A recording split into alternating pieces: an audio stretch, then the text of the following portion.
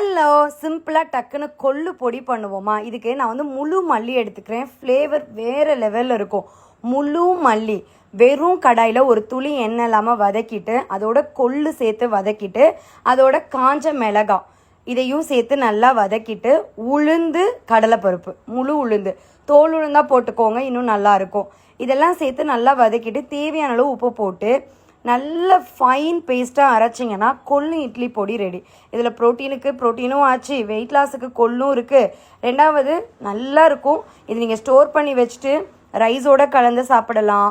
Dosa, idli, chapati, millet தோசைலாம் செய்கிறோம்ல, அதுக்கெலாம் இந்த பொடியை நீங்கள் ஊற்றும் போது மேலே தூவி மூடி போட்டு எடுத்தீங்க அப்படின்னா சுட சுட செம்மையாக கொள்ளு பொடி தோசையும் ரெடி. இப்படி ட்ரை பண்ணி பார்த்துட்டு ஃப்ளேவர் எப்படி இருக்குது, டேஸ்ட் எப்படி இருக்குன்னு அவசியம் கமெண்ட் பண்ணுங்கள். இதில் நீங்கள் வேணும்னா பீனட்டும் சேர்த்துக்கலாம். ட்ரை பண்ணி பார்த்துட்டு அவசியம் கமெண்ட் பண்ணுங்கள். இது பசங்களுக்கு கொடுக்கும்போது நல்லெண்ணெய் ஊற்றி கொடுத்தீங்க அப்படின்னா வேறு லெவலில் டேஸ்ட்டாக இருக்கும். ஹெல்த்